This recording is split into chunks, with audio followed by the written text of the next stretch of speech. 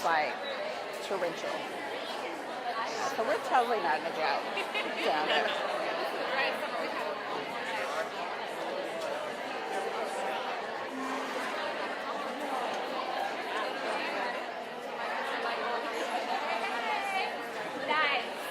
That was impressive. This key goes to the IT club, and this is my second year in this building. And I didn't even know it existed last year. I'm like, oh, that works. And then they finally gave it to me. For a week I had it on me. And every time I was not in the building, someone needed it. So then I put it back to the office, and he's been here twice in like, or 3 times in 2 days meeting it. I'm like, oh my God. I guess. So the thumbs up means we're good to go? Oh. I was like, is that like a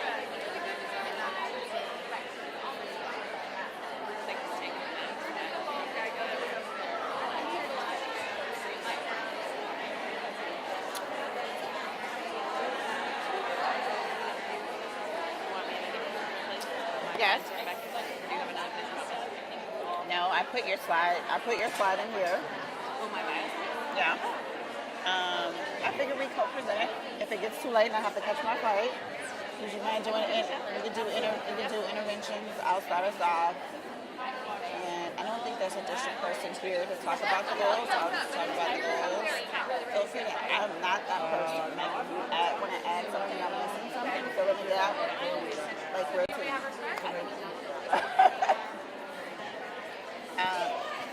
Good, Mom? Okay, perfect. Okay, perfect. Hey, luckily.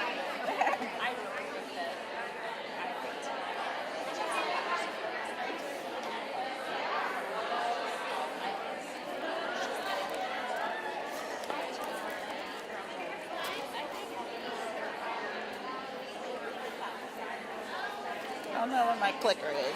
I'll find it later.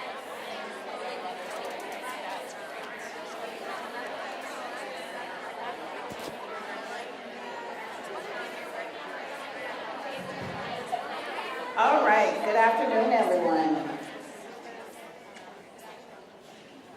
We are going to get started on our BrightBytes training.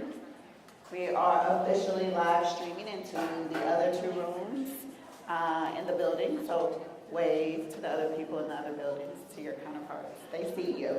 They see you. All right, so welcome to the BrightBytes training. Today we're going to talk about data-driven decisions to identify, connect, and monitor students.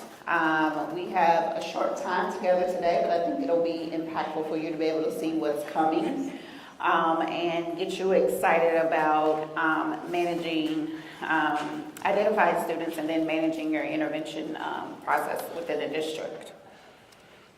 So here is our agenda for today. We'll do some welcome and introductions, district goals of how you'll be using BrightBytes, introduction to early insights, which is the module that you'll be using. We'll talk about module research and predictive analytics. We'll do a guided tour of the student success module.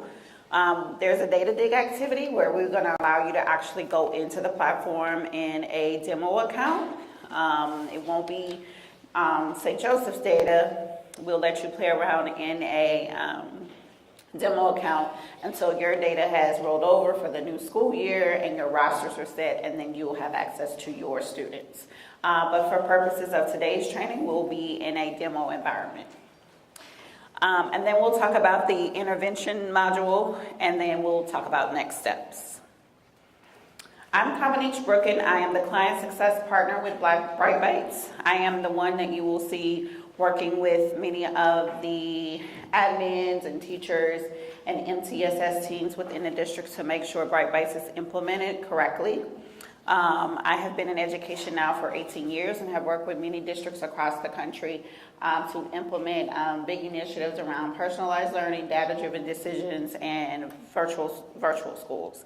And I'm very excited to be partnering with you today in order to get started with BrightBytes. I have my counterpart in the back, Karen Goldstein, and this is a little bit about Karen. She's not gonna say anything.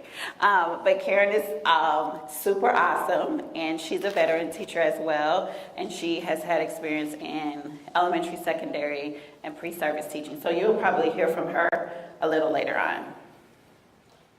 That's our counterpart that's over at Bode. But this is our team of BrightBytes team members. This is a picture of when we were at an offsite in Vegas last year. And I like this picture because it kind of shows, one, our personalities, but two, to let you know that we are a company of educators. A lot of the people that work for BrightBytes were formal classroom teachers, educational technologists, high school teachers, and so we all come from a education background, and so we work with districts through that lens. Mixed into that, we have some really, really smart engineers and researchers that help make our product what it is and really improve the way the world learns.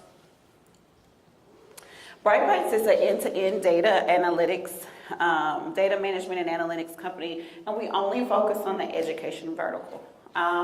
Many companies like Tableau, they focus on healthcare and government. We only focus on the education vertical to ensure that districts and learning institutions really have an understanding of their data and use that data to make impactful decisions. So this is our toolkit that we will be using throughout the day. I'm going to leave this link up here for a minute. Feel free to take a picture of it with your phone, or you can log in right now. So it's a bit link, but it's going to take you directly to our toolkit that we will be working today. Within the toolkit, you'll have access to the PowerPoint that I'm going through right now. You'll have access to our data dig activity, as well as predictive model explainer sheet, and some other really cool links in there as well.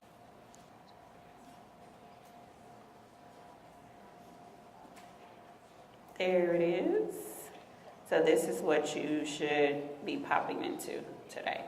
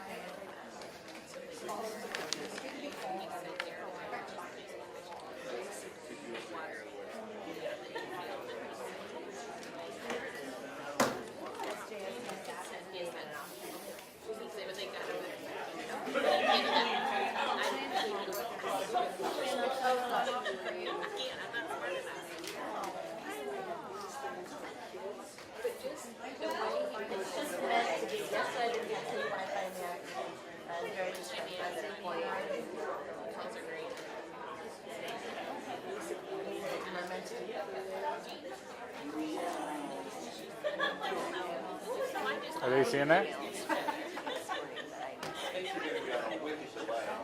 Yeah, that's what happened earlier. I mean, is there any way we can just set up this over there? Like, just type, is there a computer? And somebody can just keep pressing next slide, next slide.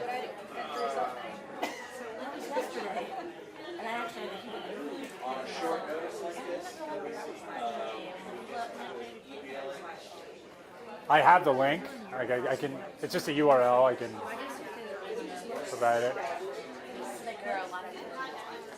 Anybody have any good jokes? Jokes? Anyone? Jokes? Thankfully, nobody has any tomatoes they're throwing at me. Okay. Yeah, I think we're gonna. It's a little funky because it has the same lag. Yeah, so look, like I moved down there.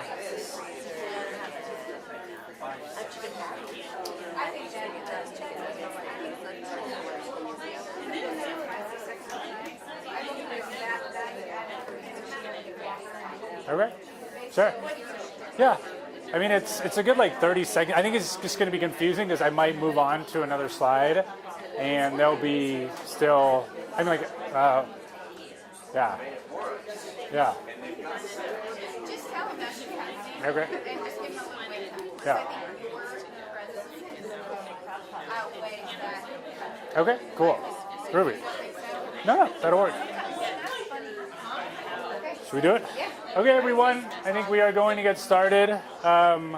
People over here, you're going to be living in bizarro world for the next couple hours because there's like a 30-second lag. So what's going to happen is I might be talking about a slide, and that slide will not change for a little bit. I will do my best to mitigate any confusion there, but I think it's just nice because I'll be going back and forth between the rooms, and hopefully y'all can hear me. I will do my best to project, yeah, let's get started. I'm incredibly excited to be here in St. Joseph. To talk about early insights. We're going to be talking about data-driven decisions to identify, connect, and monitor all students. Yeah. In the back. Not really. Can the volume on this go up, Aaron? On his mic? Or are they listening to me? That feels funky. Well, no, because yeah, and you're not going to hear that for 30 seconds, like about 30 seconds. So yeah, that's going to be too funky. Just turn the sound off. Yeah, turn it on. Yeah. But will that turn it off to that room? Okay, perfect. Yeah. Yeah. So let's just turn the audio off, and then we'll be good. Okay, this is me. Yes, I will talk loudly. Hopefully, I'm not shouting in everybody else's ears. People over here next to the camera, if you can, just sort of keep your voices to a 0 as much as possible, just because from earlier there was just some background noise where the camera is. So this is me. My name is Matt Schneidman. I'm a client success partner at BrightBytes. I have a Master of Arts in Teaching. Prior to coming to BrightBytes, I was a classroom teacher. I taught elementary school, and then I taught 6th grade math for about 3 years. So it's good to be back in a middle school. I'm also an EDD candidate. I just started a program in educational leadership and policy. My passion is education, and I'm incredibly excited to be here. If you enjoy tweeting and you're so inclined, you want to tweet later, at BrightBytes is the organization's Twitter handle. At @madas_bb8 is my Twitter handle. If you take a picture of me, make sure I'm like looking at the camera and I'm looking good. No, I'm just kidding. Yeah, why don't we get to it? So goals for today, we're going to go over the agenda. We're going to talk about some goals, do an introduction to early insights. We're going to talk about module research and predictive analytics in general. We are going to do a guided tour of the student success module. Then you're going to spend some time in a demo district poking around, getting used to it before actually seeing your specific students' data, which I think is going to happen sometime next month. And then we're going to do an introduction to the intervention module and then talk a little bit about next steps. As we are going through today, do not hesitate to raise your hand and ask a question, or just shout it out if I do not see you, or put it on a Post-it and ask me later. This time is meant for you, so I just want to make sure that you get all of your answers, all of your questions answered. Anything that you need, I want to make sure you get it by the end of today's session. So our mission at BrightBytes is to improve the way the world learns. You're not seeing it up there, but a picture over here of our organization at our offsite last year. Why we like showing this is because we are an organization of educators, we're an organization of engineers, we're an organization of designers, but we are all committed to improving the way the world learns. I came to BrightBytes from working in schools. I wanted to find a place that was as committed to improving educational outcomes as I was, and I feel like I found that in BrightBytes, and there are, in my search, a lot of educational technology companies where I feel like that's not the case. And so the people who I work with on a daily basis, we are all committed to providing opportunities for kids to maximize their learning. So we are an end-to-end data management and analytics company focused on the education vertical. Basically what that means is that we get data, we clean it up, we transform it, we make it look super nice, and we make it actionable. So we try to take as much data as we can to try to make your jobs a little bit easier. We only recently moved into that end-to-end piece with the acquisition of a company. Previously, we just visualized data in super nice ways, but now almost all the work we do is in-house, which is super exciting. And our module suites, just like putting this up there, I don't know, it's kind of freaking me out a little bit. Early insights is what we're going to be talking about today, student success and intervention. We also have the 21st Century Learning Suite, Technology and Learning, which assesses the sophistication of technology integration within schools and within districts. Learning outcomes measures the efficacy of various online applications, usage data, things like that. Digital privacy, safety, and security. It's like a self-audit, basically, that helps folks assess their capability to provide safe and secure digital environments for kiddos. And then public, the last one, the public transparency. We have a public portal in Colorado and a few other projects. So that's who we are as an organization. Those are the things that we do. And there's a link that if you have not accessed it yet, please go to that. It will be up there in a second, hopefully.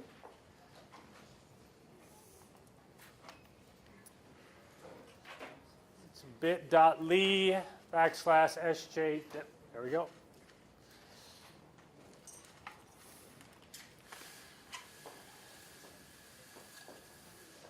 And so maybe a thumbs up when you're there.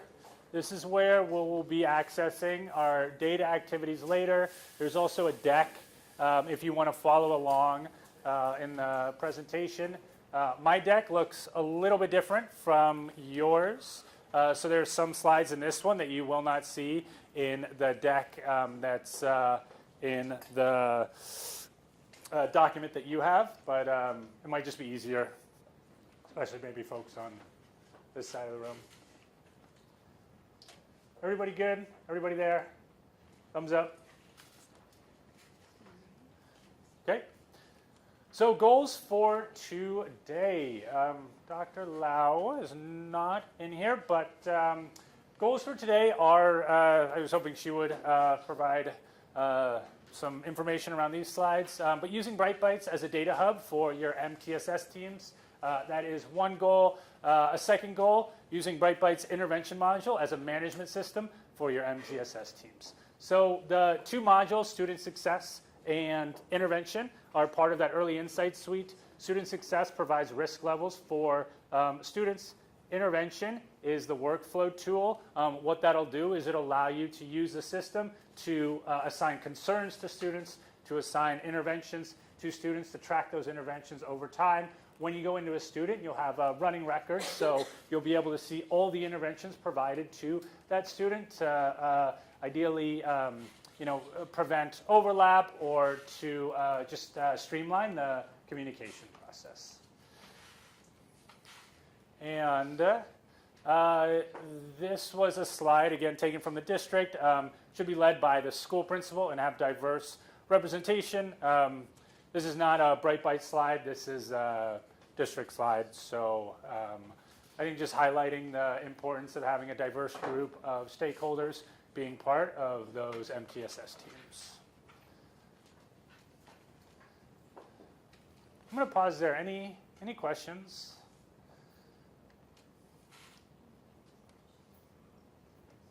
Okay. All good so far? Do you want to just speak briefly to? Speak real briefly to that. I just had to go check on the other room. Honestly, the Reader's Digest version on this is that the whole reason for BrightBytes came out of the PD surveys from last year in our PDC committee. Essentially, what the feedback was is we were hearing that teachers didn't know what to bring to the MTSS teams, and if they did, it was cumbersome. It took a lot of time, took a lot of data. There was orange folders involved, and there was checklists. And so that's not helpful because the data is not really the truly important part while you need it. That should be a given. And so what is what happens once you have that data in terms of intervention for that student. And so that's what basically BrightBytes does is it takes the data that we have and brings it all together, behavior, attendance, assessment data. And in that way, it helps you better understand what where the student is on those areas without having to hunt and peck and try to go to different databases.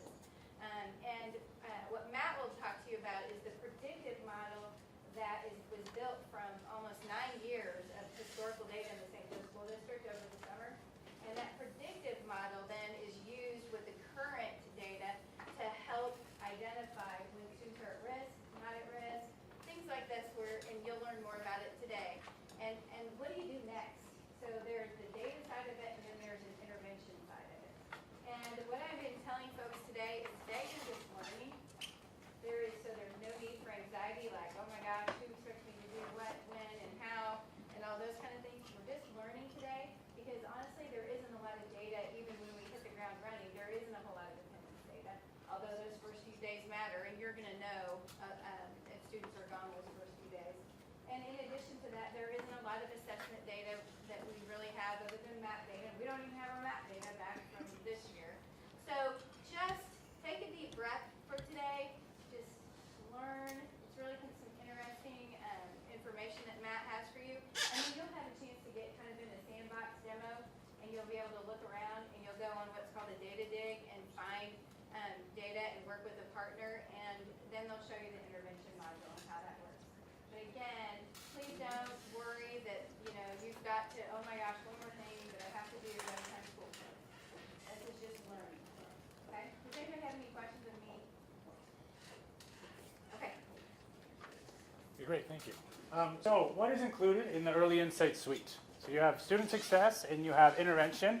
Student success is broken up into 2 parts: progress toward graduation, PTG, and post-secondary readiness. So every kiddo in grades 1 to 12 will have a risk level for progress toward graduation based on 31 indicators in the platform. For post-secondary readiness, you're only going to get that information for students in grades 9 to 12. And what that will get you is a risk level for a student, their likelihood of enrolling in a post-secondary institution within, I think it's 12 or 18 months of graduating from the district. And so those are those 2 components: progress toward graduation, post-secondary readiness. We're going to explore those a whole lot more later on. But before moving on, any questions there?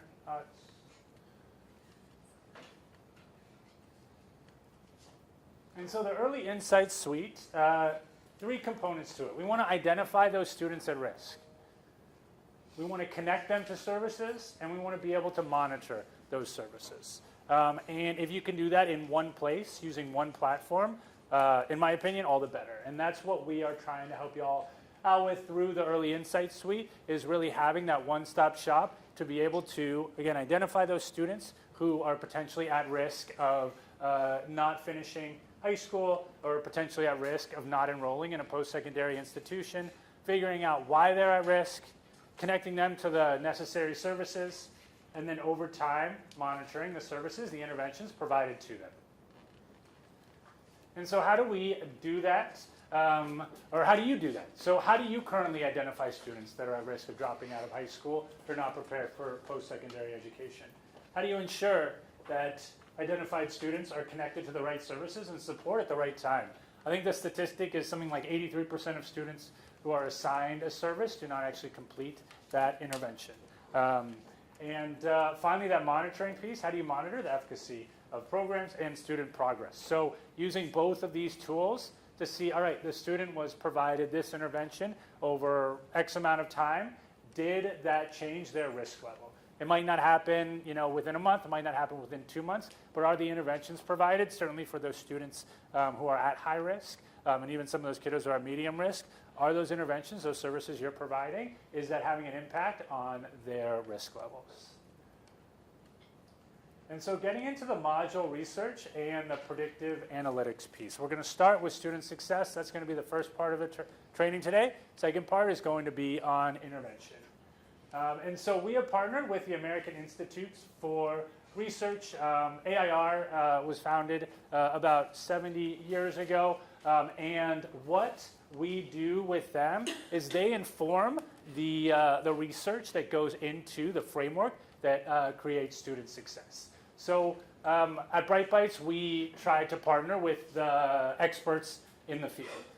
With digital privacy and safety and security, which I showed you, we partnered with iKeepSafe. Learning outcomes, we partnered with the University of Pennsylvania.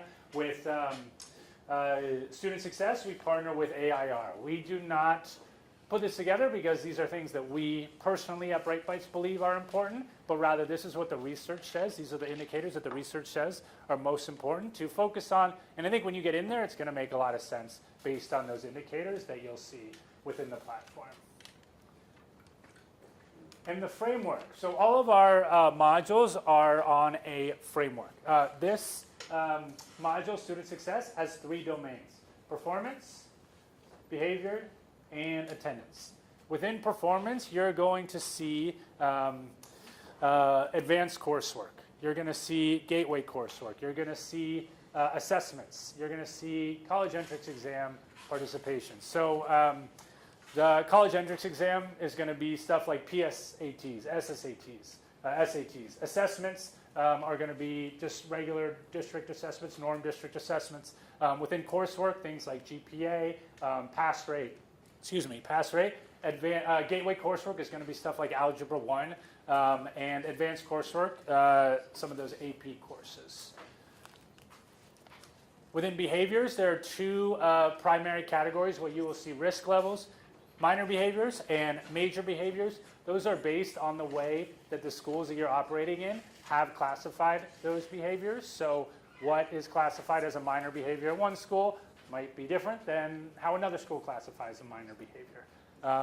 And then those next 4 pieces, consequences, you'll see actual hard data.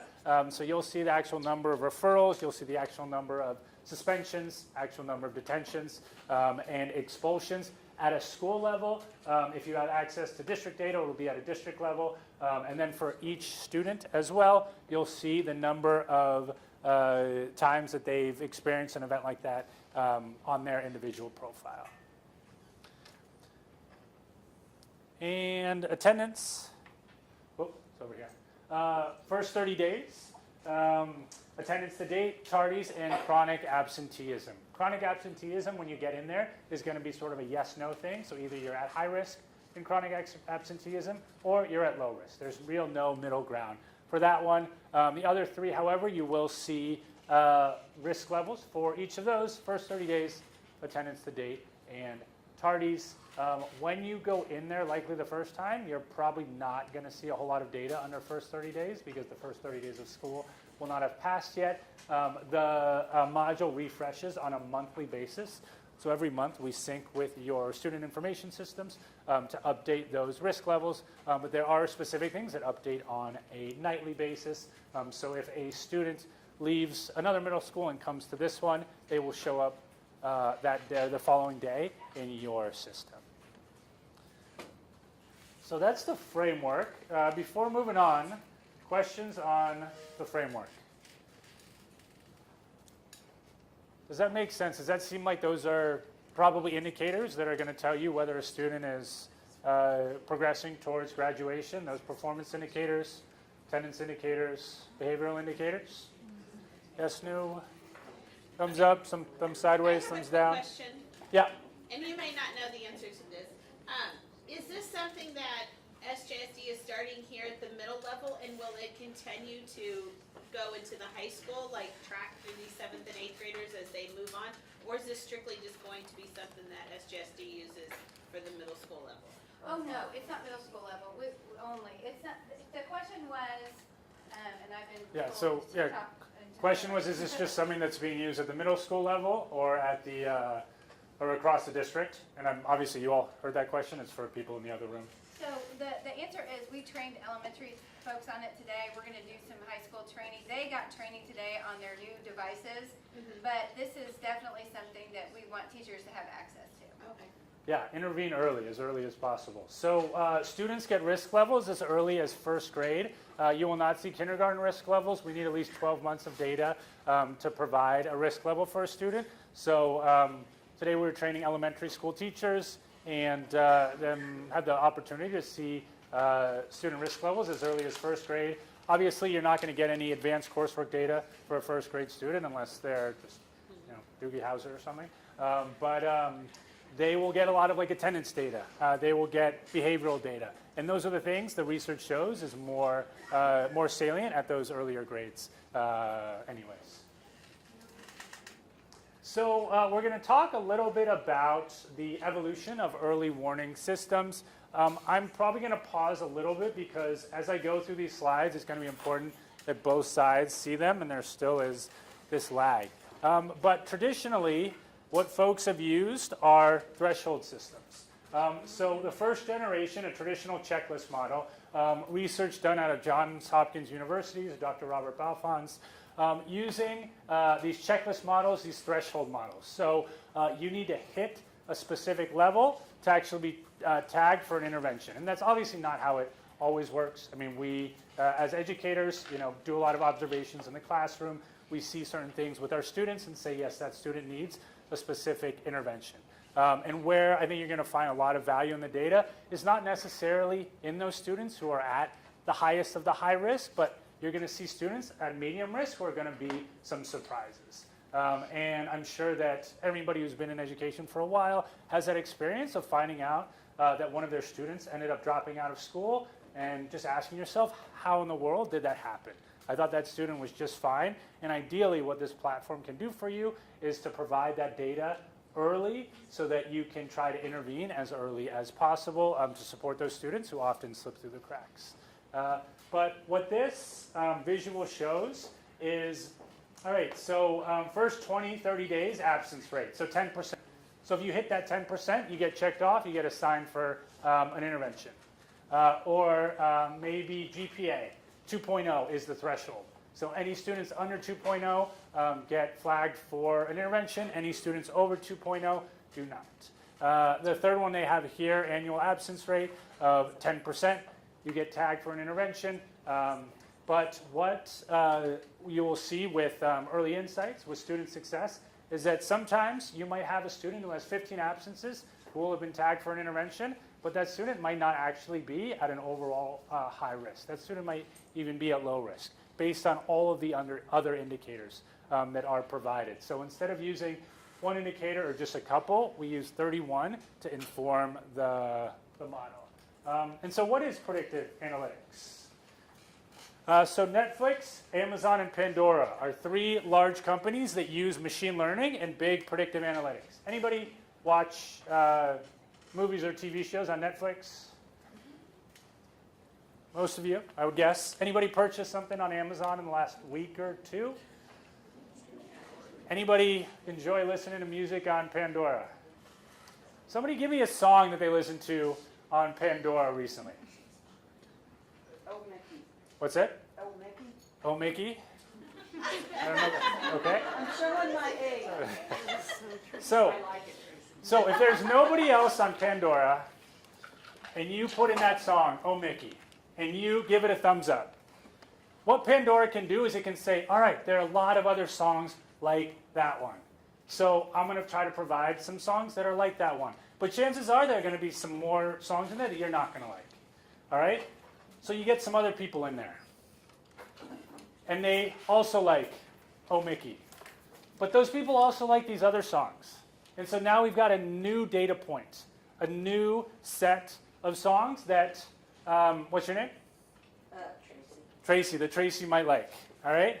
And now Tracy goes through and she selects another song, and she gives it a thumbs down. She doesn't like that song. So she gets another song. Third song, maybe she likes. We're adding more data points. Fourth song she likes. Fifth song she doesn't like. However many. And so what an organization like Pandora is able to do is it takes Tracy's preferences. It sees what songs she likes. It aligns those songs to other songs that are similar. But it also, what it does, is it looks at people who like the same things as Tracy and sees what songs, they might like to help inform the song so that they can provide the best playlist for her. And the more that you use it, the more the model trains itself to provide you with the songs that you like. Which after a while, you're playing Pandora, and it's crazy how every song that comes on seems to be a thumbs up. And every now and then you might get a thumbs down. It's not 100%.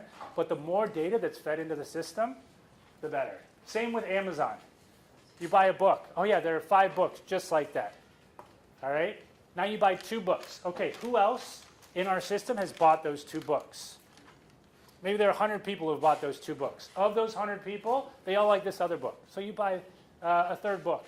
Then there are 60 people who bought that book who like another book. And it adds all of these data points. So it's not just using that single data point. It's not using that threshold model, but really building out a complex model to provide you with the best recommendations that it can. And that's the type of model that informs the student success module, is this predictive analytics tool. Oh, it's no longer working.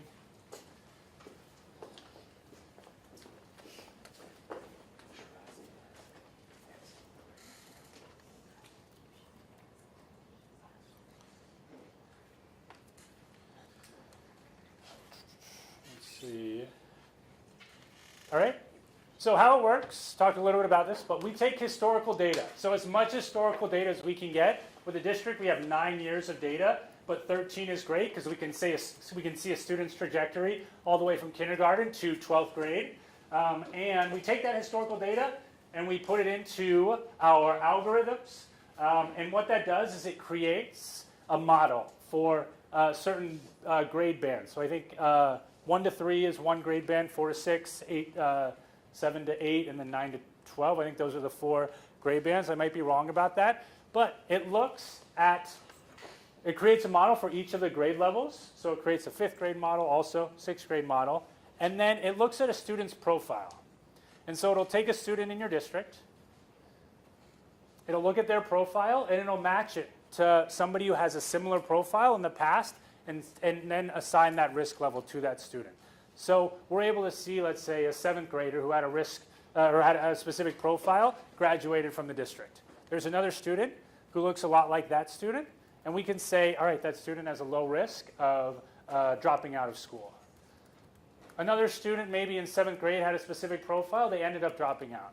And so what we can do is we can apply that model, say, oh, this student looks a lot like that student who dropped out, and so we're going to assign that student a specific risk level, probably showing medium or high risk based on that historical data.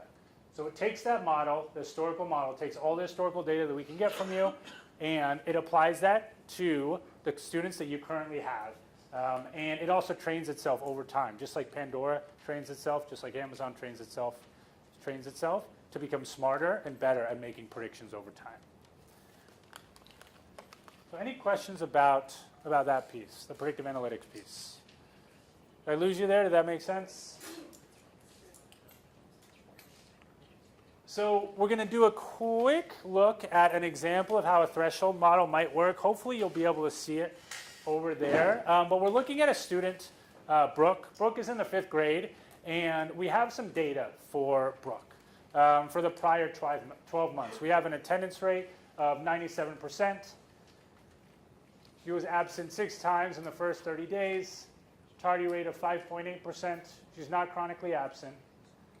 No major behavioral incidences and no minor behavioral incidences.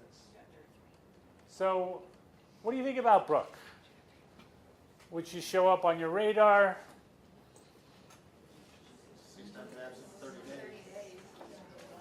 So maybe a little bit concerned about the absence piece.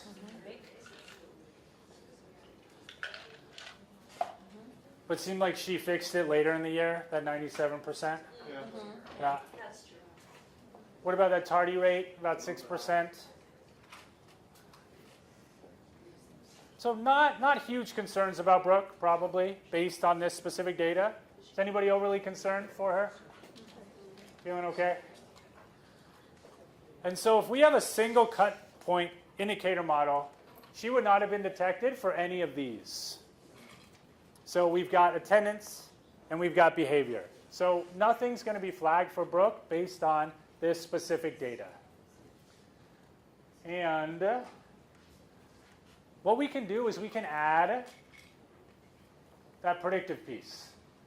So the BrightBytes predictive model, now we're assigning an indicator risk level to Brooke. And you're going to see that in a second. But for attendance rate, she's at moderate risk based on the threshold set with the district. For total absenteeism in the first 30 days, she's at high risk. For tardy rate, she's at high risk. No risk for chronic absenteeism. No risk for major behavioral incidents. She hasn't had any. But she's at high risk in minor behavioral incidents. And those are all threshold models. But based on the threshold set within the district, she would show up here in those specific areas. And then when we add that next piece, the predictive piece, what we see is her overall domain risk is high for both of those. So based on the historical data, she is actually at risk. Now, whether her overall risk level is going to be high, whether it's going to be medium, cannot say specifically from this data. But being able to juxtapose those two next to each other, I think can be powerful in recognizing that some of the thresholds that we've set, traditional ways we've gone about doing things, maybe might not have flagged a student like Brooke. But in 5th grade, if we can support her, if we can get to her, put her on the right path, that's what a tool like this hopefully is used for. And so I'm going to show a couple more slides to explain this a little bit more. Again, I'm going to ask folks to bear. Oh yeah, go ahead. What's so significant about first 30 days? I think the research shows the first 30 days can have an impact on the rest of the school year. So just ensuring consistent participation in the beginning of the year and getting things going on the right foot. I think also as educators, we always use those first 30 days to really set the classroom routines as much as possible to ensure that later in the year, the classroom is just like a well-oiled machine. Yep. You talked about the threshold indicators on by the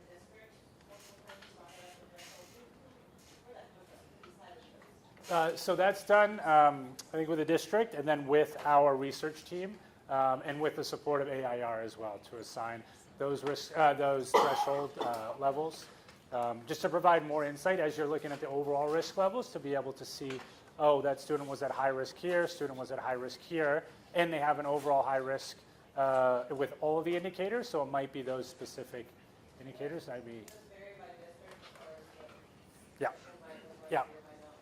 Yeah, exactly.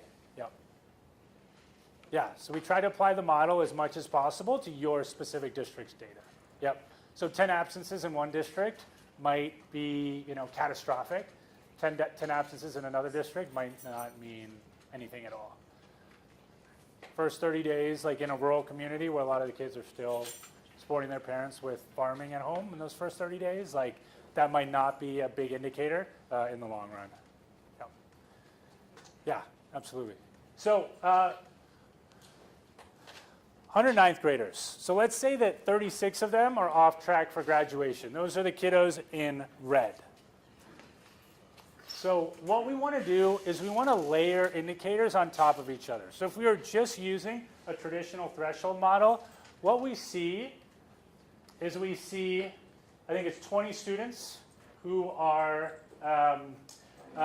tagged at risk, and it's going to pop up here. And there are 8 who are flagged who are not actually at risk. There we go.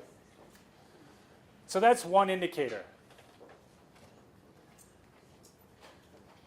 And what we can do, let's say that's something like attendance, is we can add another indicator. We can add another layer. And so now what we've done is we've identified more of those students who that first indicator did not identify. That first indicator left out left out 16 students.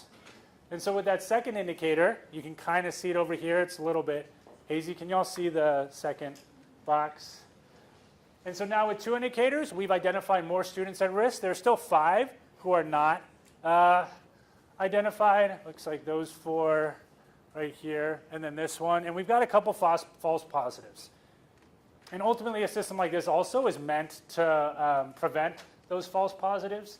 You have limited resources. Resources continue to be taken away from educators, just product of the times. And so maximizing the use of resources, optimizing them so that we're not using them towards students who aren't actually at risk is ideal. So we take those 2. Let's add on another one. So now we've got 3 indicators, and you'll see it pop up in a second. But those 3 indicators have identified all but 1 student at risk. So out of 40 students, we have 39 of them who have been identified using 3 indicators. And we can see there are 6 students who are identified in all 3 indicators, all 3 areas. We've got overlap for 2 of them on, it looks like 9, 13. And then looks like 5, 9 of them are just 1 indicator. But layering these on top of each other allows you to get more accurate, prevents those false positives. And what we're doing is we're not just layering 3 indicators, we're doing up to 31. So I'm going to pause there because I know I was very confused when I first saw this and when it was first explained to me.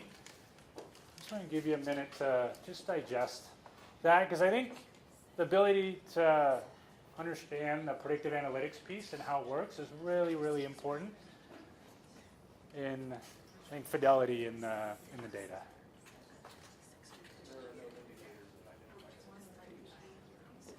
Questions? Y'all want to chat about it with your group for a minute? Would that be helpful?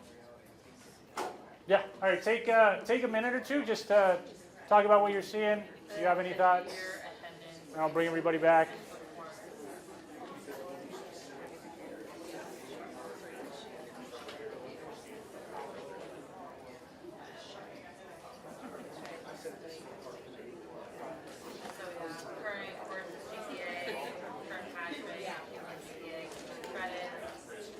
Hey, you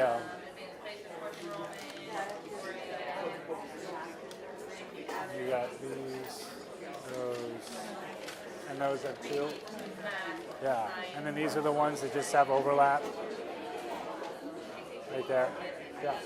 And so the kiddos who are overlapped with all 3 are probably going to be your high risk overall.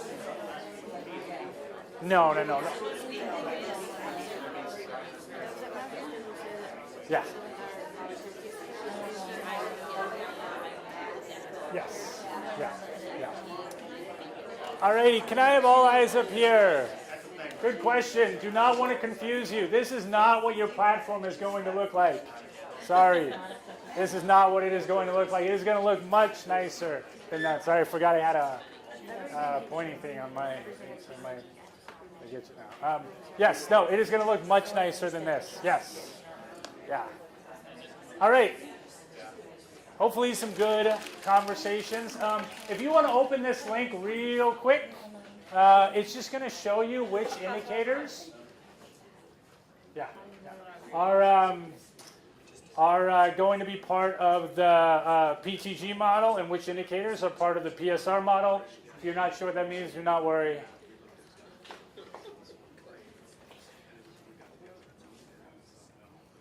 And this is also, it should be in your, in that original link. And you'll see all of the specific indicators as well.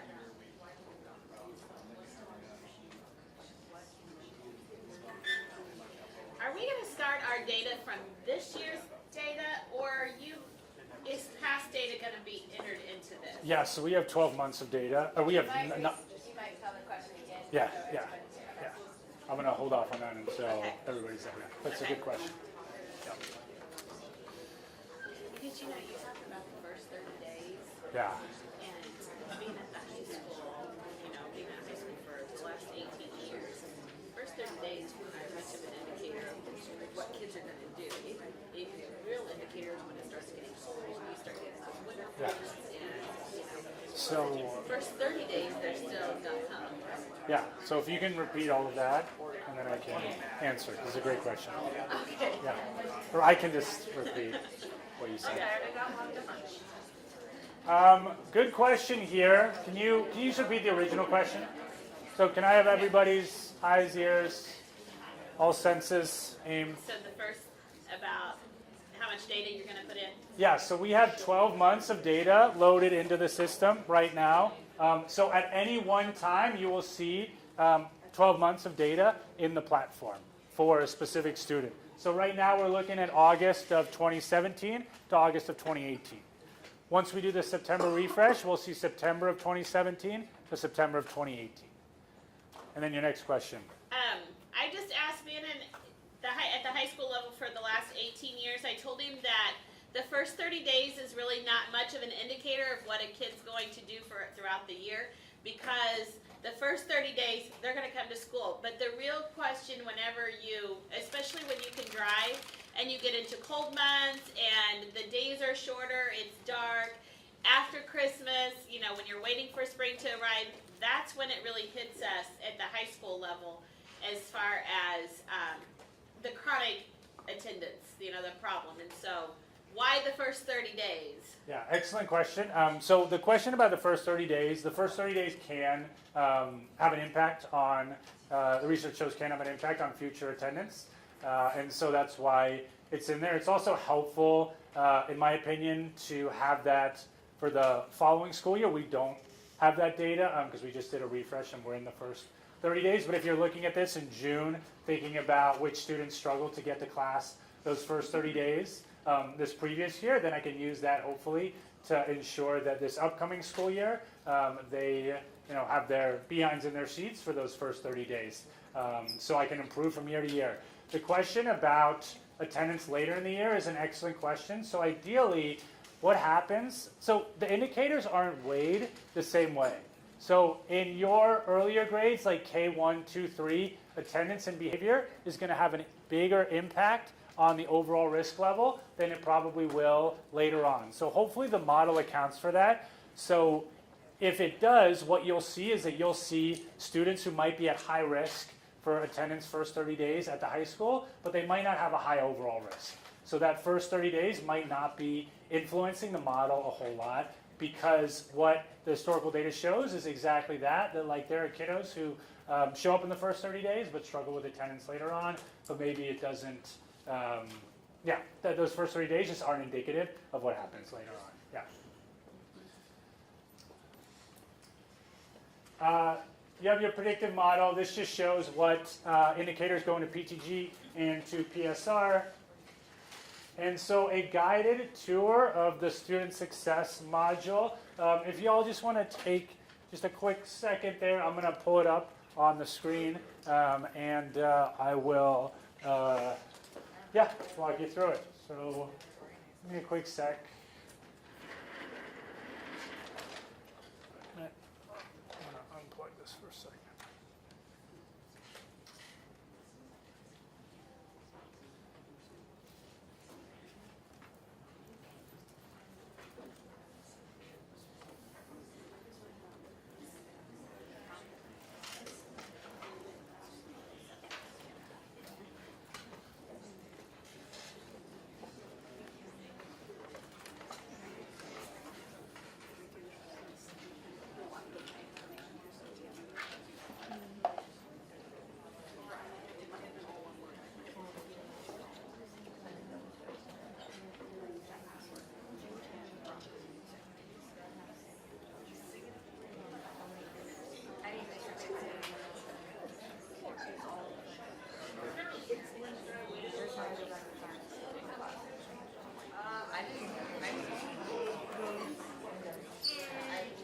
All right, so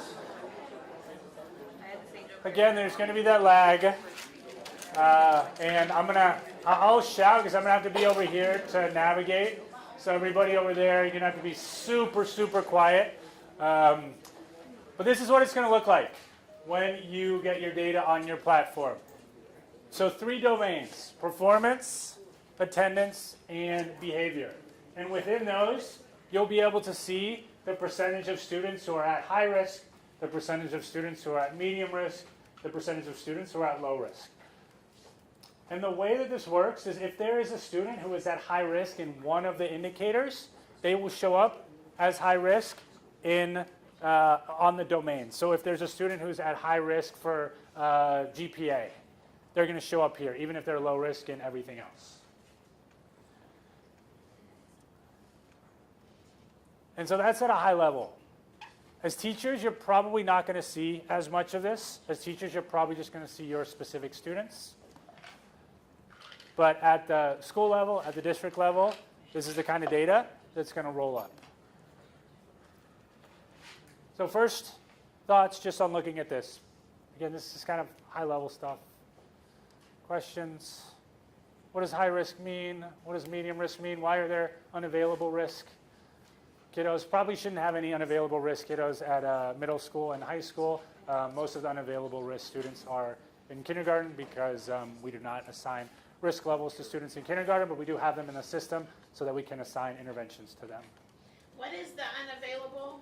Yeah, so risk unavailable are students who do not have a risk level. You probably won't see too many at the middle school. A lot of the time, those are kindergartners who don't have 12 months of data for. But there might be some students who we just don't have enough data if they came from another district. Okay. Yeah, there just might not be anything in there for them. Other questions here? First peek under the hood. Anybody have a preference? You want? Actually, no. Hold on. I'm going to scroll down. What you'll also see, if you're at the school level, it'll show the high school graduation rate. This is just demo data. This is not your data. It'll show areas of opportunity. So based on the data that we have for this demo district, it looks like summative reading, cumulative credits, and cumulative GPA are the ones where students are most at risk. You'll see demographic data, and then at the bottom, you'll see your district statistics, as well as it'll show when the data was last updated. And enrollments, as it shows, update on a daily basis, but those risk predictions are going to update monthly. So this isn't a tool that you're going to be going in, at least student success, on a daily basis to see how risk levels change. Doesn't work that way. Probably set up a time, once a month after the refresh to go in, see if there are any changes. You're also probably not going to see like a whole lot of changes month to month. You'll see more gradual changes. So every 2 months, if there's a big change in a student's behavior, their academics, their attendance, chances are that'll reflect itself in the data. But yeah, on a month-to-month basis, obviously incredibly important, I think, to check it, but you're not going to see a ton of movement every month. And so going into, sure, that would be great. Yeah, you want to nominated yourself? Why don't we jump into attendance? So within attendance, if you click in there, and you will see we've got the 4 indicators: first 30 days, attendance to date, tardies and chronic absenteeism. Why don't we hit attendance to date? And soon I will give you all a chance to play around in here. But you'll see, perfect, thank you. Attendance to date. So this is PTG, progress toward graduation. For those who are at the middle school, is everybody here at the middle school? Yeah. Yeah, so you're not going to see any PSR data, so you do not need to worry about that. But PTG, you'll see students, and this is at the school level, you'll see your individual students once we get rostering figured out. You'll see students at high risk, number of students at medium risk, number of students at low risk. These are those thresholds. These are not the overall risk levels. These are the thresholds. And then you've got risk unavailable. You've got view insights. These are those actionable next steps. So let's say you're looking for some ideas for how to increase attendance rates.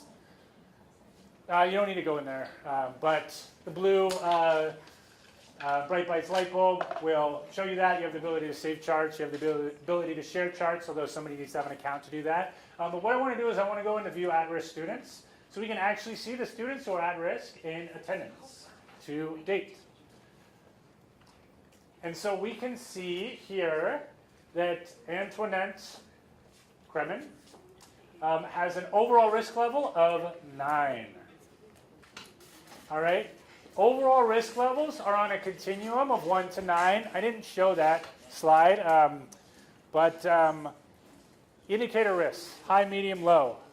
Overall risks, 1 to 9, which is, I think, incredibly valuable, because what you will see when you go in there, overall risk level, those are all of the indicators in one, is you're probably going to see a lot of those students at high risk. You say, yeah, I knew that student was high risk.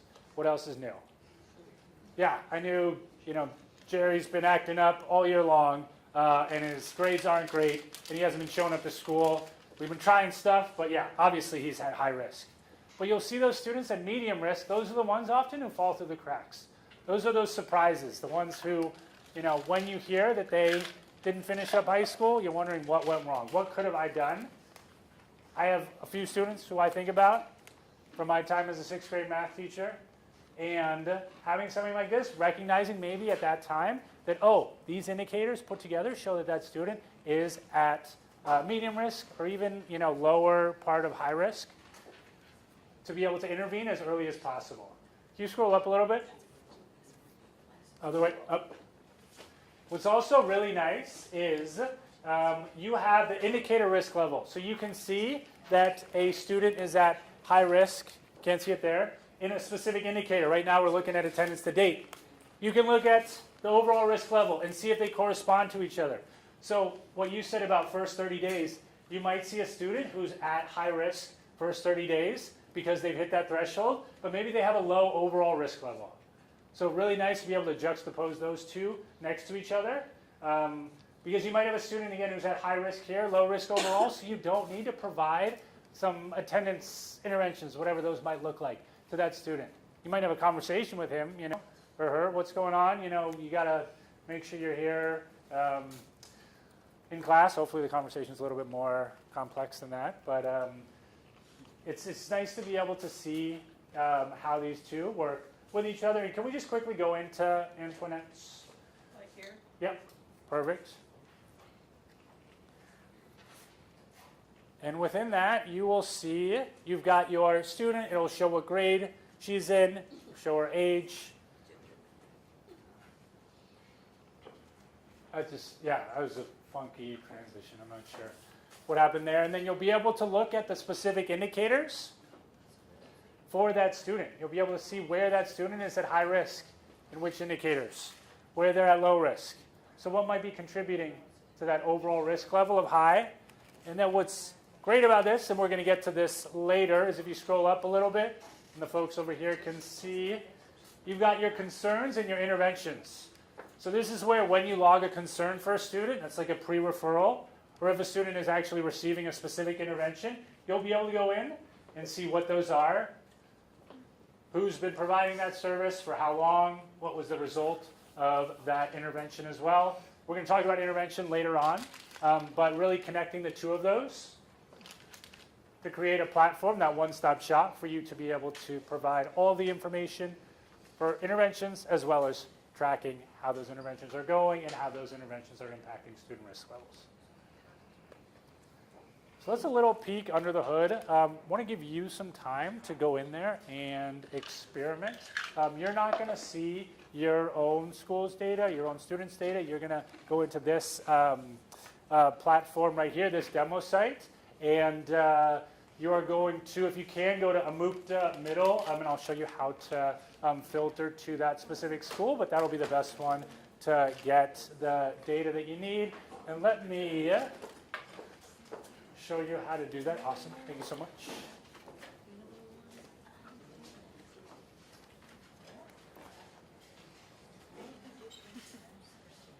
Go back here. Here's that continuum of risk that we talked about. And yeah. Snooze you lose. All right. So,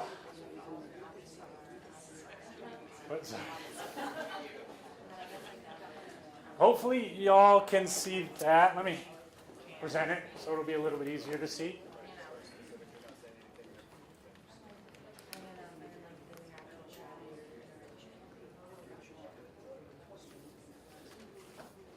And so this is what you'll use. You go to clarity.brightbytes.net. If you use the username St. Joseph at sjsd.k12.mo.us and password Joseph 2018, that should log everybody into the platform. You're going to see it in a minute. Yep, there it is. So if everybody can, oh, you can't really see that, can you?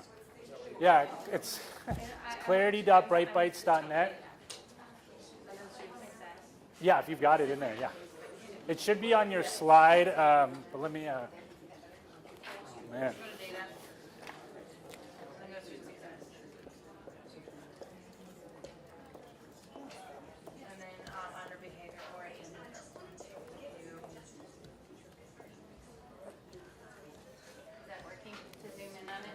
And I don't know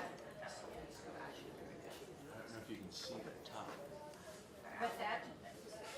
Clarity. can I get a thumbs up if you are in, when you're in, because I need to share. Whoa, yep. Awesome, thank you. That still doesn't work. Well, because you had the first 3 days. If you have the toolkit pulled up, there's an activity in there, a data dig activity, and I'll put the link up for there in a minute also. It didn't work. They have a slider. They're just watching TV. Is anybody having trouble logging in? If you're No? having trouble logging in, let us Amazing. know. Matt can come around and help you. A question on login. Oh, yeah. We have to set up a password. Yeah. Will it change when we change our district? And, yeah. It'll be linked to that. It'll change all. I mean, probably not. I mean, hopefully you'll be using it later on. You'll just be using it as a different. You'll have your own password.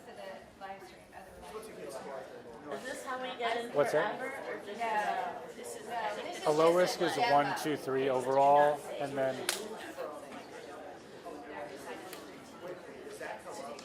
yes, set up like our other, yeah, like our, yeah. I'll put that slide up, and then that's a good question. Yeah.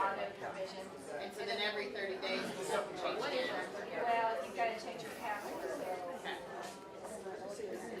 I just didn't know if it'd be That's the synced like wrong, everything else. yeah, wrong site. Yeah.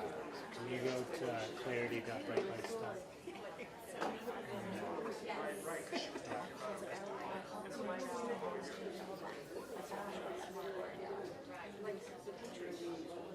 If you just type it up in your browser. And also, if you have Chrome on your computer, Chrome is usually a better browser to use for the platform. So you want to go to Clear. Let's see if it'll allow you. Yeah. No. Yeah. Oh yeah, there you go. Log in. Clarity.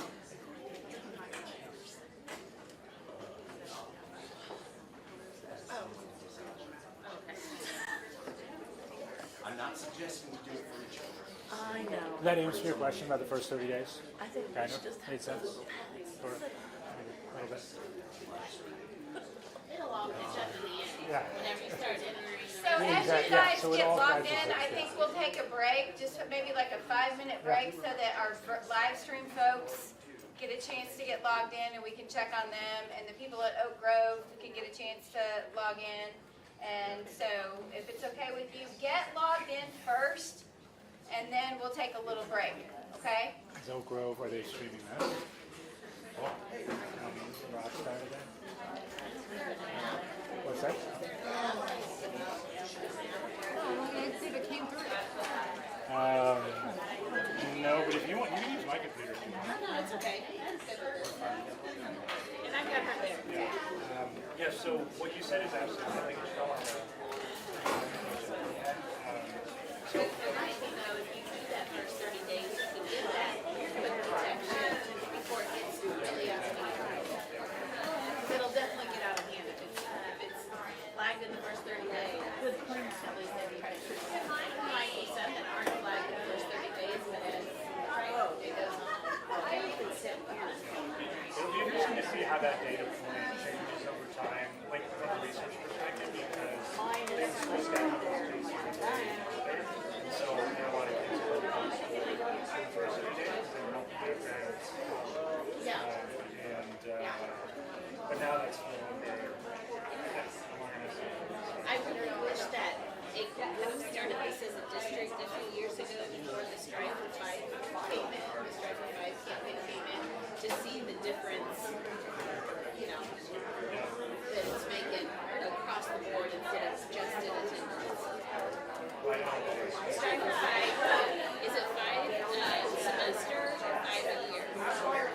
Strive for 5 is going to take 5 or less days to try to get 90% of our district and 90% attendance. And so what happens if you learn that with the ministry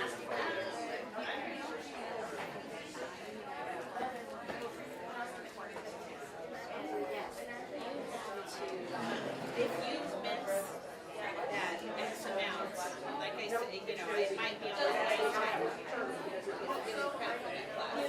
And you have to go through the appeals process. There's some kids that may have had surgery.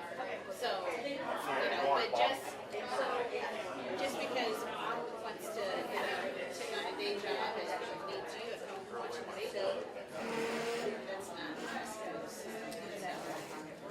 No, that's pretty rough experience. And I mean, but it's, we have that. Or they've transferred, and this is one thing that's crazy too, is that, I think it should be changed. Like the policy is at the high school level, and I don't know if it's at the middle school level still or not, but you can go to any high school level. There's no boundaries. You just have to provide the transportation. You must attend by your school or your house to take you to that school. You have to provide transportation. What I don't get is when those kids have shared tickets over here and they're supposed to be in school here, that's part of the problem. Kids don't have transportation to their house. I mean, I've seen kids ride by. It's raining this morning. I couldn't get here. I got here yesterday because it wasn't raining. I live in Portland, and Rain is not an excuse. Yeah, but it would have been interesting to see the data over that many years. talk about Whoops. Okay, so we have it live streaming to Oak Grove, and where's the other one? it's at Oak Grove. They're just I think it's another room here. Here? Okay, because that's what I saw on my, where things were supposed to be today, and I'm like, oh good, I'm live. I'll tell you, I was in another room and had to watch this remotely. I'm not sure I can see what she said. I just got. Yeah, she just said that. Yeah, I hear you. Yeah, I guess he contacted her and then said, you know, like, all the other.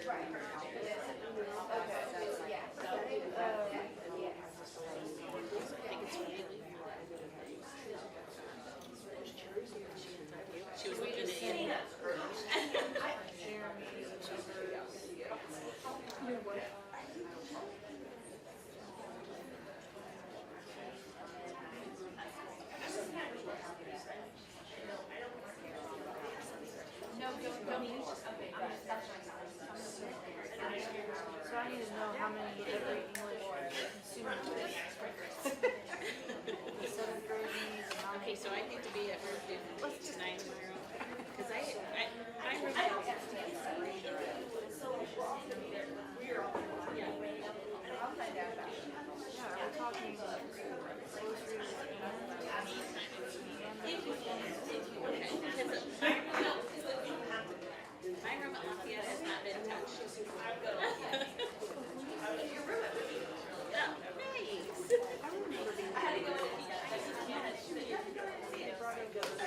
it's a big change. Oh, no, it was whenever, yes, it was. It was whenever we sophomores were coming to, because we had went to your house so many times that one time they brought them here so they could tour the building. And, because it was when grade, Nicholas was junior, no, yes, but it was the 8th graders came over.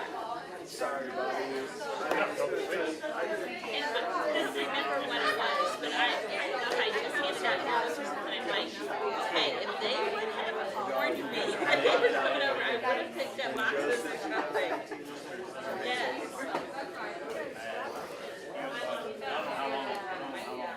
It's horrifying. Yes.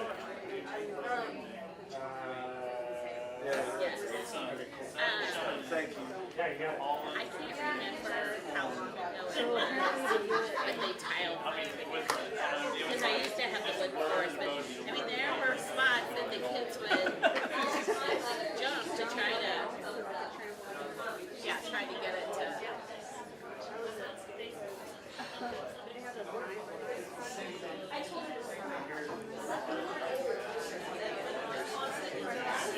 Thanks a lot.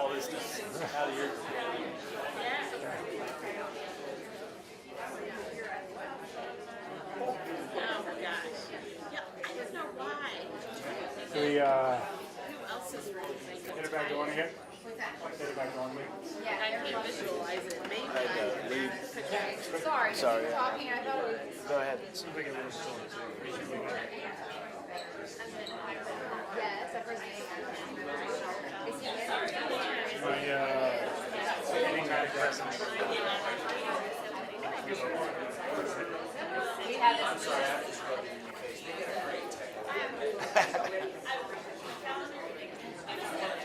For those who are sitting down, you can hear me in the other rooms. Maybe you can't hear me. If you all want to try to log in up there if you haven't already, because we're going to be using an activity from there. Bless you. We're going to start in a couple minutes. So folks in the other rooms, who I'm talking to, everybody logged in up there to that one.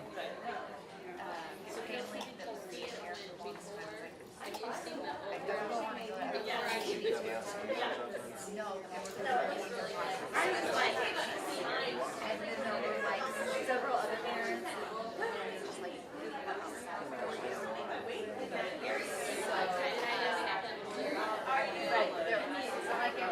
I tried to tell him, I was like, that is your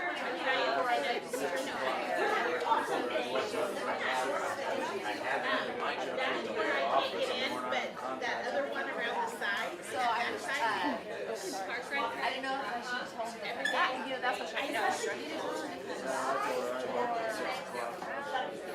So find out, And nobody's I'm not worried about it. sidetracked. I'm not going to hear good conversations on the way out. You let me know No. the total number of reading students we Yeah, have, I am. I would be probably out. right, The like total in number of writing students we have. So I can tell the guy who's giving us our facilities. yeah, he's all ready to go. But no, I didn't check out the office. I said I got to work at 6 o'clock. And so I'm surprised anybody would wait around on a freaking meeting. Oh, yeah. But I haven't talked to him. He was on by the time I got home. Okay. And then they had it all but when I Cool. just ran home and turned it Two right Works. You had to type in there. No, I didn't get it till right now. We're gonna go ahead and keep moving on. We have some of you are gonna get anxious to get in. What do you have? Okay. I'll just keep a document of how many seconds. Okay, so before we go any further, today I just want to make one more thing clear before we move on, and I'm talking to the camera, I apologize. But just again to reiterate, today is really just to learn about BrightBytes. What is BrightBytes? It's going to be our approach to support MTSS teams. We're going to be looking at attendance data, behavior data, and assessment data in a way that we can help support students. So really today is just learning. So there's no need to be anxious. We've got a while before we have any live data. And right now what we're getting ready to do is we're going to go in and look at a demo. So this is the meat and potatoes of the training, so really want you to be engaged in this. And this is where you get a chance to look at the data that BrightBytes has provided today and see how it functions, see how it looks. So those are the things that we're going to be doing in the next few minutes. And then we'll be looking at an intervention module. But again, stress is low, and we're just learning today. Awesome, thank you. So within this link, you have an activity, and it is, let's see, I think it's the middle one. Oh, I don't have an internet connection. It will show, it should just say middle school data, data dig activity, elementary and middle school. You're going to go in there, and that's just going to ask you some questions. It's going to take you on a little bit of a guided walkthrough of the platform. You might not want to start within action plans. That's what it asks you to do first. You might want to just start at the dashboard. The dashboard is what we just kind of call the home page. So when you log in, and this is going to be important because some folks asked this earlier. When you log in, under data in the top left, that will allow you to access the student success module. There'll be a drop down and you'll hit student success. And then on the right side of the screen, once you do that, and I'll repeat this also, but log into data, or log in, hit data, go to student success, and then if you can filter to Amukta middle, and I will, So can we go to student success? It's a school, it's called Amukta. So in the upper right, you'll see Aleutian Region School District. Thumbs up if you see Aleutian Region School District, unless you've already filtered it. Yeah. Yeah, I know, it's just, I guess killing me. We're just going to put it on the screen so that you can see how to get to where you're going. So starting at the top, data, student success, and from here it'll probably say Aleutian. Yeah, I'm just gonna. They'll get it.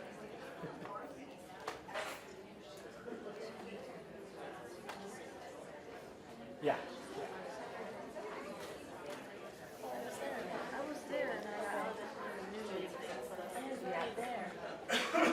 Okay.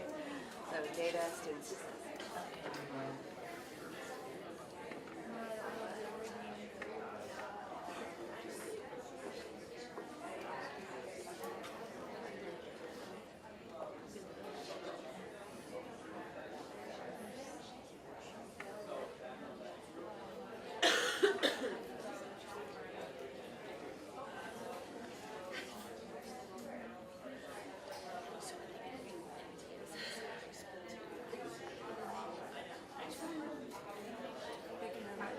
And so it'll show you how to filter. Save it, yeah. Save it. Yeah. No, hit save, yeah, hit save. Yeah.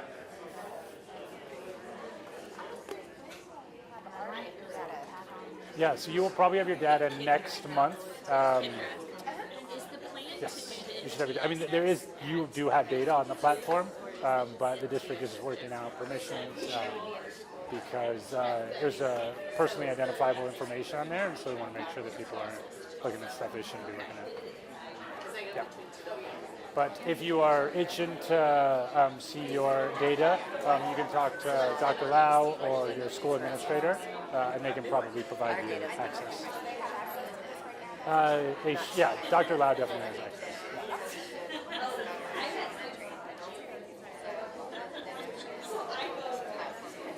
Cool. Yeah. All right. Once you're there, you can start on that activity, the data dig activity.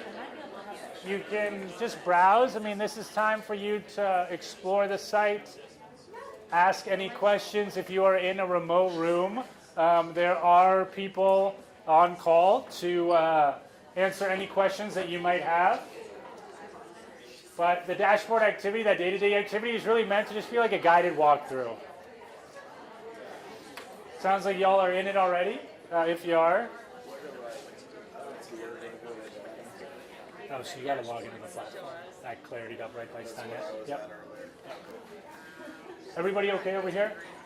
Yeah. You good? To see what the directions were.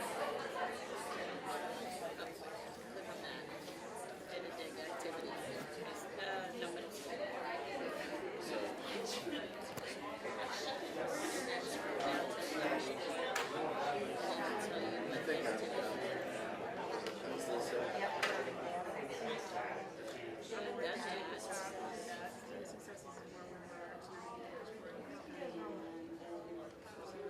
yeah, she's got it open here, but he said to go through the activity, but since I'm doing it on my phone, I can't read the activity.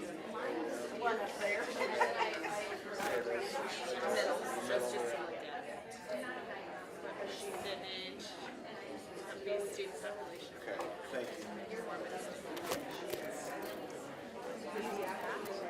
Do I get Yeah, to using that. So 16%. And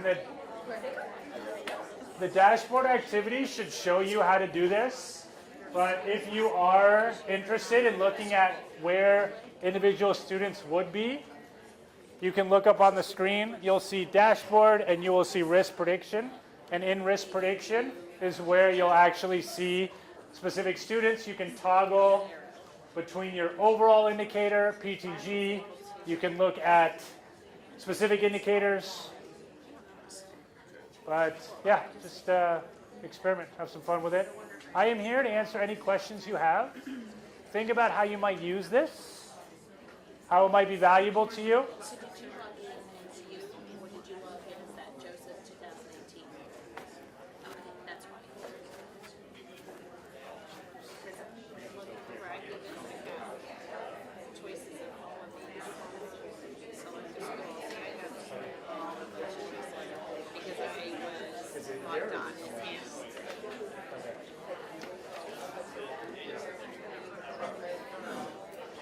Gotcha. So the folks at the other side.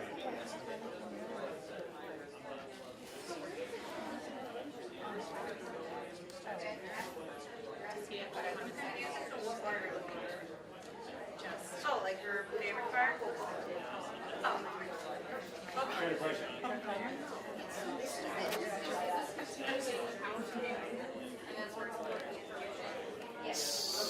Yeah. So excellent question. Where's all this information coming from?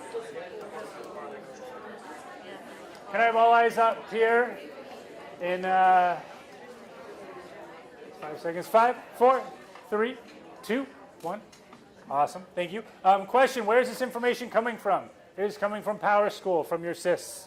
All right? So when you see your data on the platform next month, that will be from the student information system from your district.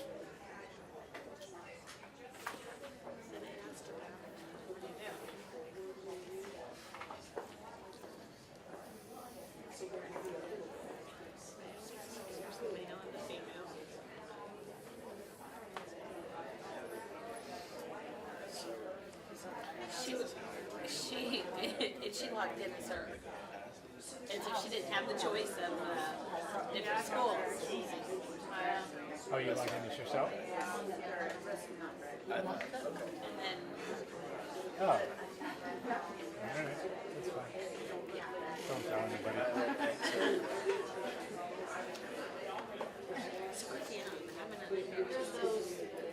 What's that?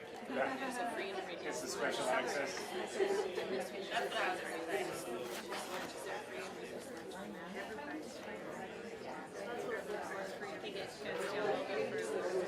Yeah, that's the same. Is this a real?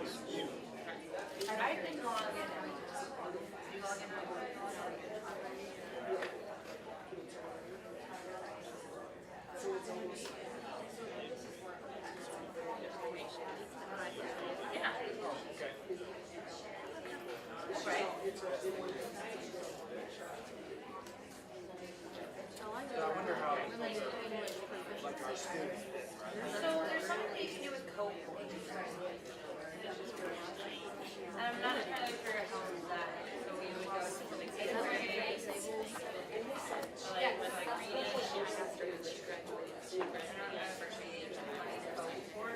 Yeah, cohorts. That's how you create, like built And so if I want to put my students in groups, So,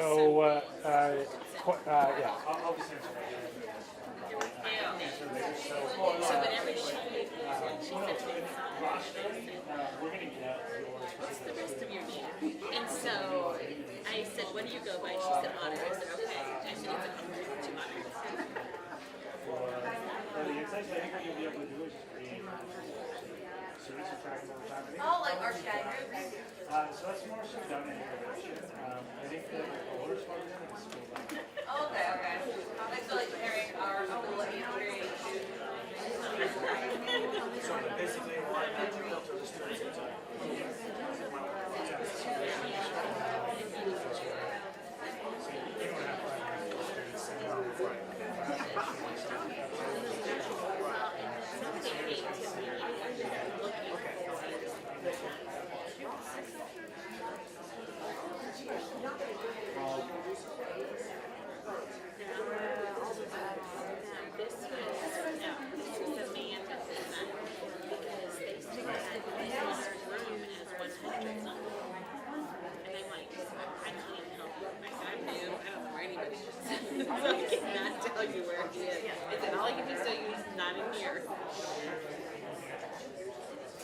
The worst was when Dr. Lauer was standing here talking, and then she was up here, like watching her mouth on camera, and then she walked away and she was reading and not writing. Can you, But you don't know how many numbers. Yeah, she did it. How do you know how many numbers? You don't know how many numbers. So if I just want to put it right. I don't have that. Right, I'll get you some.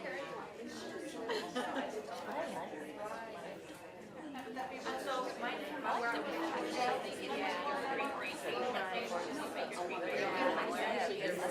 that's Pretty. I like that one down.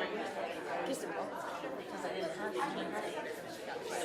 A lot of the persuasive now and much one is for your intervention. Those kids who need it, you might want to take on your team. If you're not going to use them in your team, you might want to for your intervention. Yeah, I would take a look at it because I think you'll like it. But I love the space. Yes. Follow him.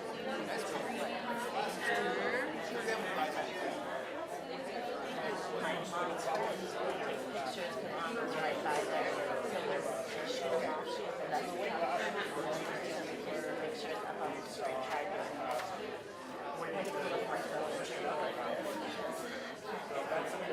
Sure.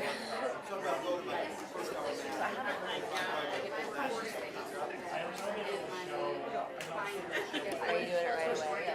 I'll tell you, Stephanie's going to want to read it. Did you give her a copy of it? Oh, okay.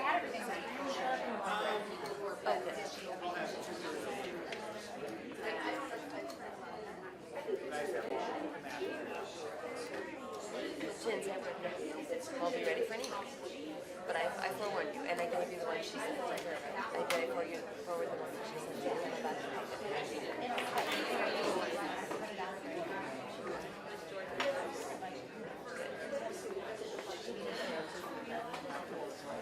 she also told me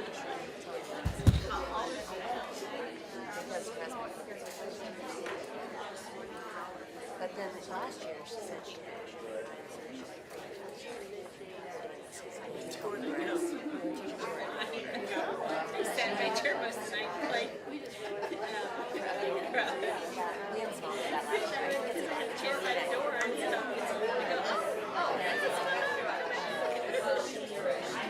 glad you came down today. I thought you'd find me later the way. It's like you'd be lost. Latest case for that. And she was she's a fortunate kid, but she's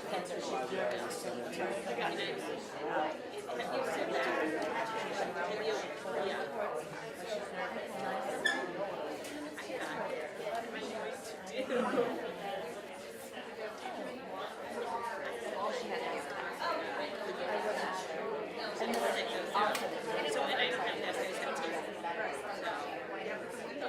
So, and I don't have that. But I think all three of them, So as you come down, so that you have the same so that way you don't have Kathy Johnson. Oh, is that so she likes to put on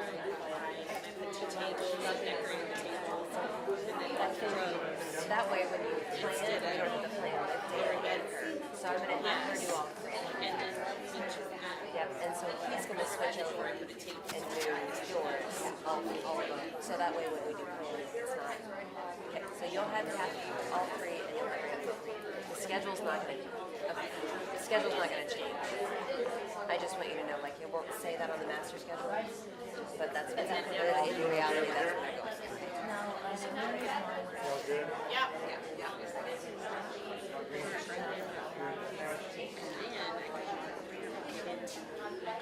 We got this. here, so then this, and when I go back to my school, right?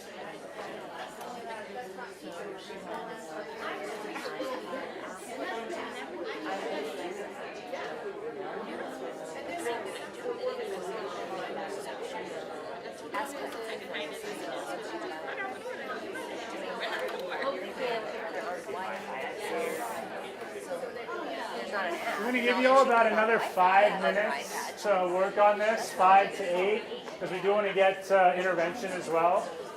So spend a couple more minutes exploring, asking questions.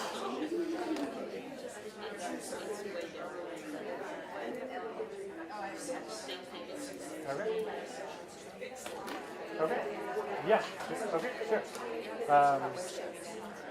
Yeah. I mean, should we move on to intervention? Yeah. Okay. Cool.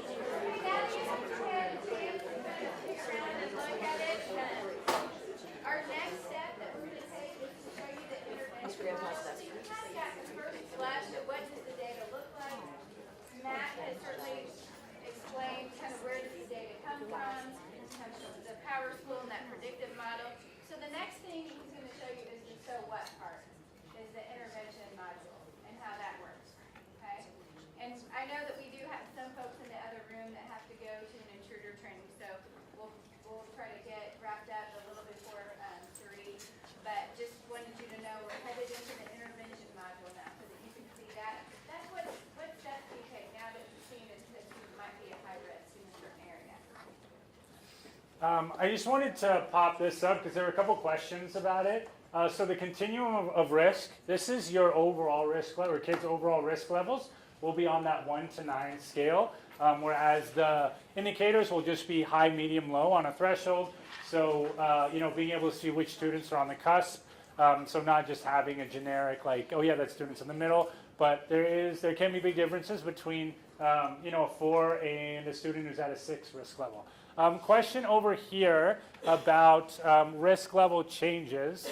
Coming down the road, this was a feature in the previous iteration of this module, but when we do a refresh, and I'm not sure when this is going to go live, but you will be able to see trends, and so you'll be able to see which students had the biggest changes to their risk level on a monthly basis. So if you have a student who went from a 4 to a 6, or a student who went from a 1 to a 3, or a 1 to a 4, they might pop up as someone who had a significant change in their risk level month to month, to try to streamline that process for you as you're looking to utilize the module. We also had a question about which students you will see, and you are going to be seeing the students who are under your rosters. So whichever students that you teach, those will be the kiddos who pop up when you log into the platform. So those are a couple lingering questions. Before moving on to intervention, any Any thoughts, questions, comments, anything you found interesting? How you feel like you could use this if you were actually looking at your own kiddos? Anybody want to throw out any ideas there? So you did say that we'll be able to go back and look at, like, from August 2017 to August 2018, the difference. Can you compare them from now to in the past, or even when we're here next year looking at it, we can look at next year's data and compare it to see if they've, and this has worked for them. So whenever that trends feature comes out, if it was what it used to be, yeah, you'll be able to see month to month. We can't see it now. Cannot see it now. Okay. No, you won't be able to see it now. Other questions? Anybody? How could you use something like this? Quickly. Any thoughts? Toss it out there. Don't need to raise your hand. Nobody knows that? Yeah. Yeah, like how you might use the platform, the data that you're seeing, if you were looking at your kiddos. Okay, yeah, your kids, you're in your advisory group. Cool. You might make sure that so that other Yeah. live streams can hear. So Yep. And maybe you have to repeat the question. Yeah, so yeah, I mean, the question was just how you might use this, using it for your advisory group, starting there. Other thoughts on how you might use this?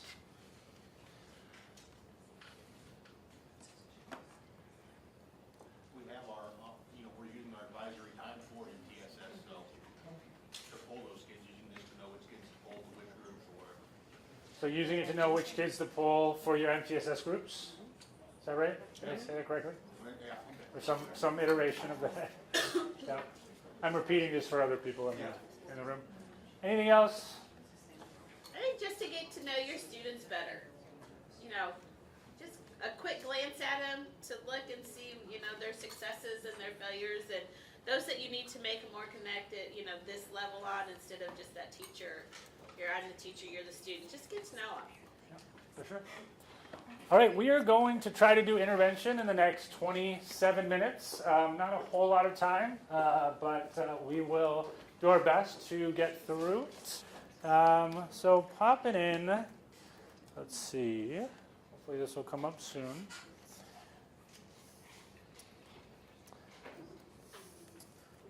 So connecting students to services. So how do you, oh no, where's, anybody see my clicker? Don't know where it went. It's got to be on a table somewhere around here. In the meantime, maybe somebody could be your clicker. No, that's, oh yeah, there it is. Never mind. Thank you, sir.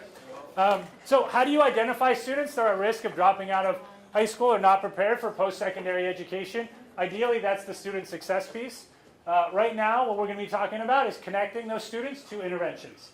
So how do you ensure that those students who are identified as being medium risk or high risk, are they connected to the right services and support at the right time?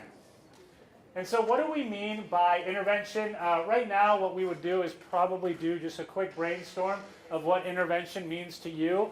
I think that's a very powerful and important activity, but for the sake of time, I'm just going to not do it. But in the back of your mind, think about what does an intervention mean to you? What does it mean at your school? I'm not sure if everybody here is at the same school. You all at different schools? Yeah. Yeah, so it could mean different things at different schools. So a scenario, so a 6th grade student in your organization is struggling. He or she is failing math. He or she is habitually tardy. He or she is frequently fighting and disrupting instruction. I taught 6th grade math. I never had a student who was doing those things. No, that's a joke. So who might first notice this student and these concerns? What happens when the student gets on the radar of enough staff? And how do you connect students to services and support? I'm assuming that y'all are probably in groups with other people at your school. Is that a safe assumption? Are you with folks? Okay. What I would love for you to do is just take a minute or two and think about these 3 questions. So you got a 6th grader, is failing math, doesn't show up to class on time, and is having some behavioral issues. So who first notices that student? What happens when the student gets on the radar of enough staff? How do you connect that student to services and to support? What does that process look like from beginning to end? Just quick brainstorm with the folks around you. Turn and talk. Yes, I remembered it. Why about 60 seconds to make that happen?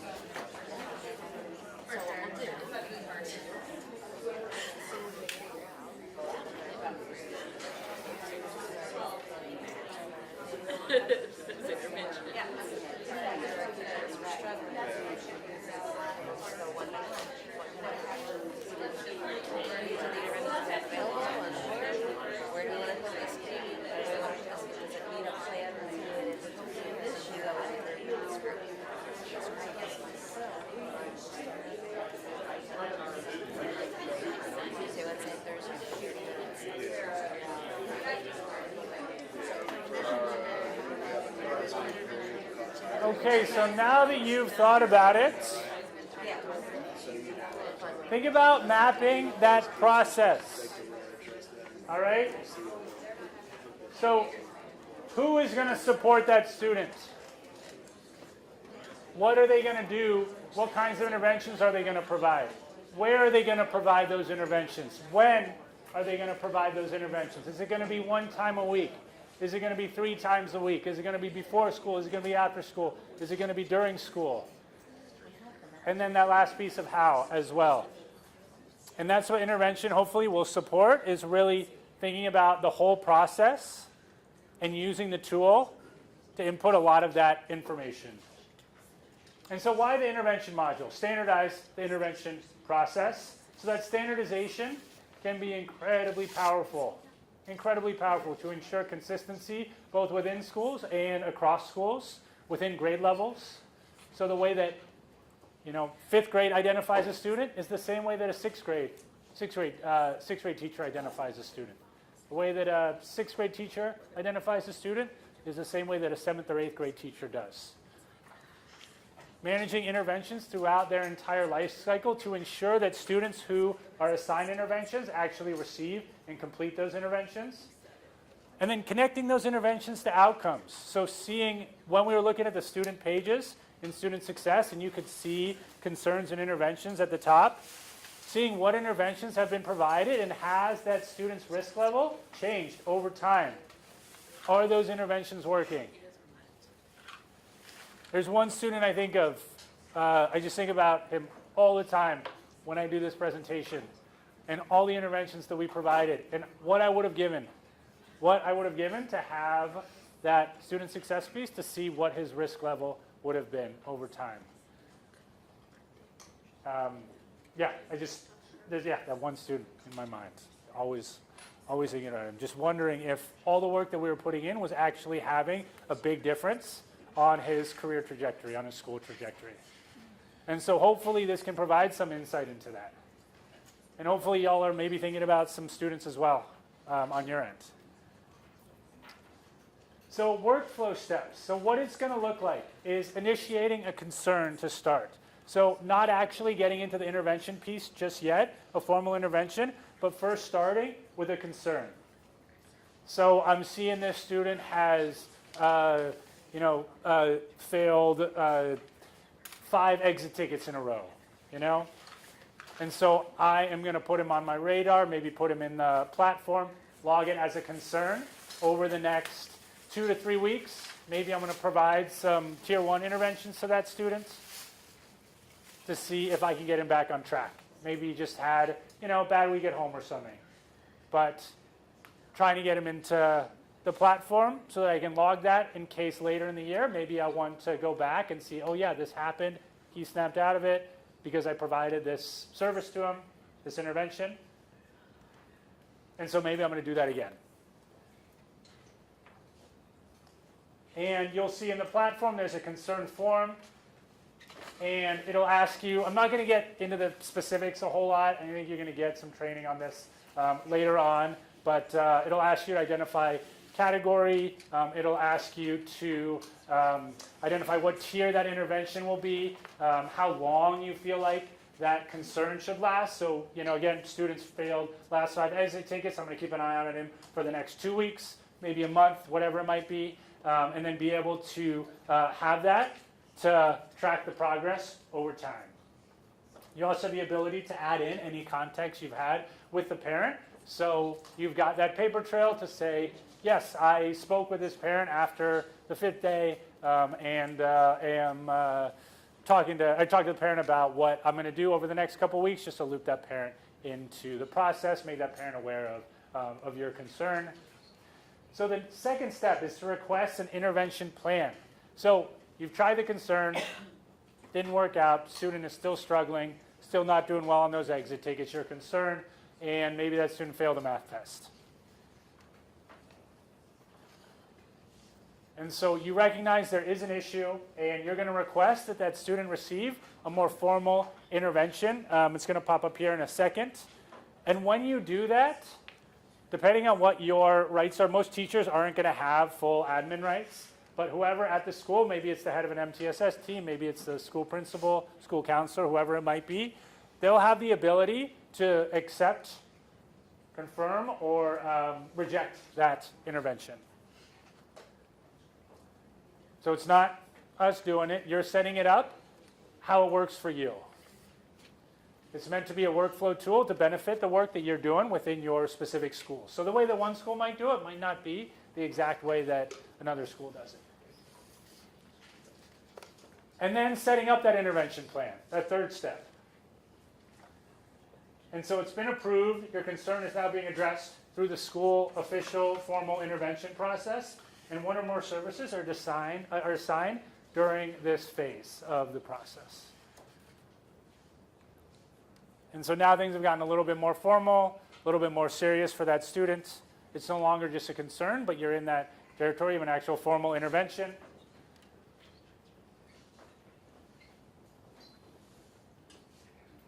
And then tracking that intervention. So in the module, if you are that teacher providing that intervention, you can provide that intervention to one student. You can show that you're providing it to multiple students.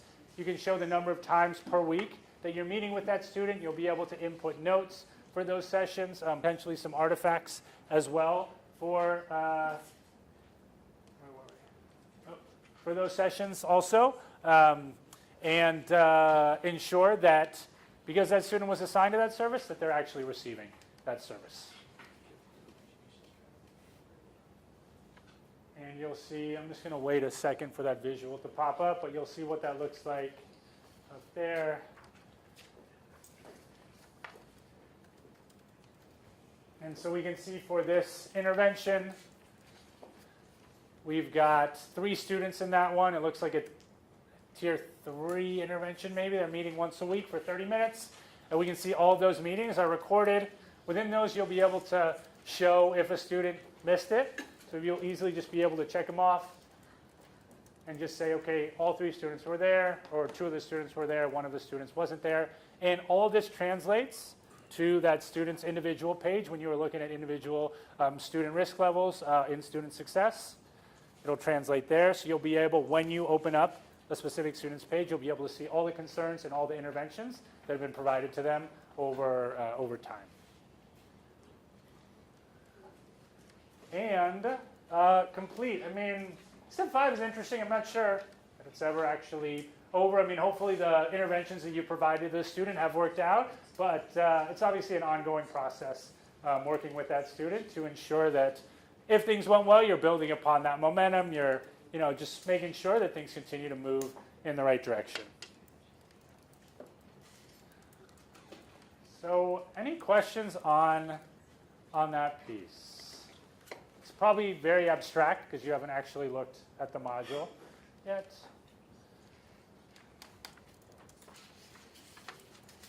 Questions, comments, concerns, thoughts? And so this is what it will look like on the dashboard. You'll see the number of interventions. You'll see the students. You'll see last intervention date here. You'll see what phase they're in. So is it just a concern? Is it an actual intervention? And so we didn't really, I mean, I guess we do have about 15 minutes, so we can spend a little bit of time in there.